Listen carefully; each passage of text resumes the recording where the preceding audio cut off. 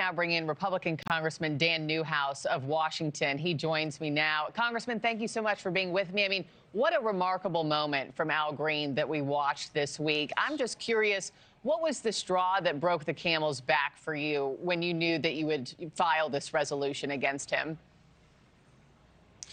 Well, thank you for having me, first off, but I appreciate very much the focus on this issue. This is something that has really been eating at me for a long time.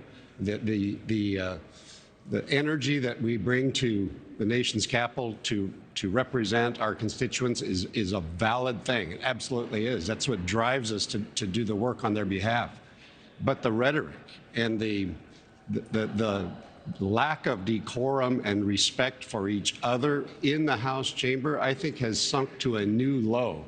And when I saw what happened the other night, that was just too much. We have gone so far that we can't even allow the President of the United States to come invited to the House chamber for a message to the nation without people standing up trying to disrupt and stop the speech. I think this was something that we all should be ashamed of. Yeah, it was something to behold. I can't imagine being in that room that night. I wanted to play a bit of sound for you because the congressman spoke on the House floor about this very incident on Wednesday. Take a quick listen. Sure. I would do it again. I have to be candid with you. I'm not trying to in some way insult you. This is a matter of principle. This is a matter of conscience. There are people suffering in this country because they don't have health care.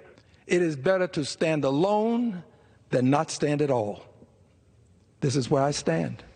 Yeah, so Congressman, I mean, he dug his heels in, he doubled down. I mean, this is probably what you were expecting, I'm sure. But do you think a censure will actually dissuade him from acting like this in the future? Or do you think he might actually wear that censure like a badge of honor? Well, certainly he was trying to grab attention. He got that. The censure probably gives him more of that, which is unfortunate. But I hope he does realize, and I hope he listens to his colleagues on both sides of the aisle, that this is behavior that is unacceptable. You know, we weren't having a debate that evening. We were listening to a message from the president. That is not the time or the place for him to stand up and disrupt the proceedings for the whole nation to watch. And what bothered me the most, I think I could tell you, my colleague from Washington State, Mr. Baumgartner, made this point. He invited a teacher to come witness the speech and be there so she could go back to her classroom and talk about the democratic process. Children around the country were watching. What kind of example does that set to the next generation? Yeah. It's just a shameful display of things that we should not be engaged in. Yeah, you bring up a fair point. But lastly, before I let you go, behaviorally speaking, yes, inappropriate to interrupt the President of the United States. I'm wondering, though, politically, did Republicans almost see this as a win, right? I mean, you have this moment where Democrats are desperately needing to rebrand themselves, especially after, you know, Biden's age was so front and center. And now you have Al Green shaking his cane at the president. I mean, do you think this is also somewhat of a win for your party? Well, if it is, it was certainly a gift from the Democrats. They fully illustrated and displayed that they are lost. They don't know what direction they're moving.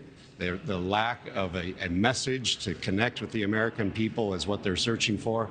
And if this is what they're choosing, that's going to boost the Republicans for a long time.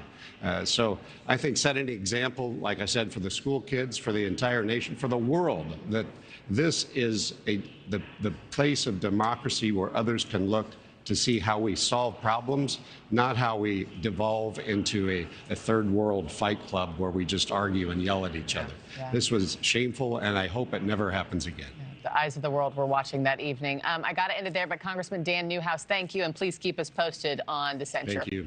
Thanks for watching, everybody. Go to joinnn.com to find NewsNation on your television provider. Also, don't forget to click that red subscribe button below to get more of NewsNation's fact-driven, unbiased coverage.